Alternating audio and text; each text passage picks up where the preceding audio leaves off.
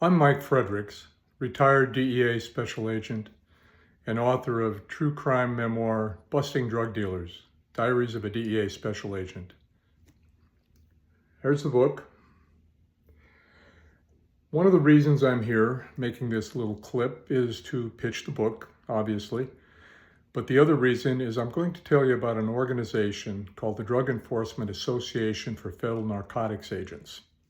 Busting Drug Dealers covers about the first half of my near 30-year federal law enforcement career.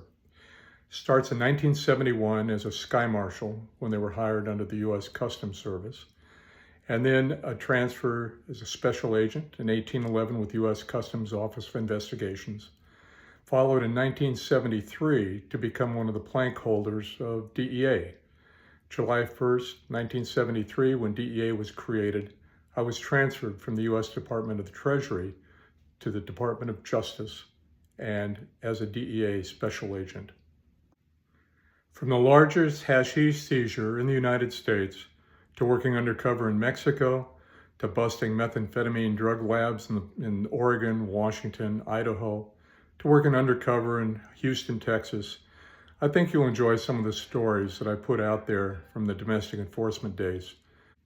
After a 2-year tour at the El Paso Intelligence Center, I transferred overseas to Bogota, Colombia in 1983, right in the height of the cartels, Ochoa, Escobar, Later, et al. In the next couple of years, I chased Escobar and Later around the country, went out and blew up coca cultivations and clandestine laboratories with the Colombian National Police, and just generally had a great time. Unfortunately, in late 1984, I had an informant who gave us information on an assassination attempt on the U.S. ambassador, Louis Tams, and that, coupled with information about hit teams directed against DEA agents, led to a restriction of dependents living overseas at Bogota, Colombia, with assigned DEA agents. As a result of that, I was transferred laterally from Bogota to Lahore, Pakistan in 1985. For the next 3 years in Lahore, I chased heroin traffickers around, conducted controlled deliveries all over Europe and North America, and generally had a different type of good time. Great people to work with, great cases to pursue. Another side trip that you may find interesting is that my wife, my 8-year-old son, and I were aboard a boat that was attacked by Middle East terrorists in 1988. 9 people were killed, and I'll let you read the rest of what happened on that one. Okay, that's kind of a synopsis of the pitch on the book. Busting Drug Dealers, Diaries of a DEA Special Agent. The second part I want to talk to you about is the DEA AFNA, the Drug Enforcement Association for Federal Narcotics Agents. It's a 501c3 corporation. It was established, and I'm going to read this because I can't memorize it at my age. I'm going to read right off their website what this foundation does.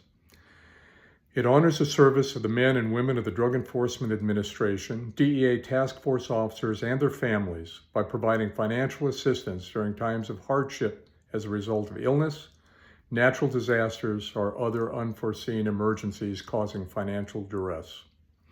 The foundation also provides travel expenses for families with a medical hardship and scholarships for graduating high school seniors whose parents and/or grandparents are members of the DEA extended family. The bottom line is DAFNA is a wonderful organization. It enables the contributors to make donations to support DEA agents, their families, DEA task force officers, and their families in times of stress, in times of need. So beginning in September 2024, I'll be donating 50% of all royalties that I receive for Busting Drug Dealers, Diaries of DEA Special Agent, to DAFNA Foundation. Now, again, here's the book. Check it out. If you think you might be interested in it, you can either go on Amazon directly, or what I would suggest is go to www.bustingdrugdealers.com. It's my website. You can see some pictures We'll give you a free look at the first chapter, no obligation. See if it's something that might interest you. And if I got a hook in you, you'll be donating to a great cause if you pick up a copy. 50% of the royalties are going to Diaphna Foundation from September 2024 onward. Thanks very much for your attention. And one last shot. Here it is. Take a look at it.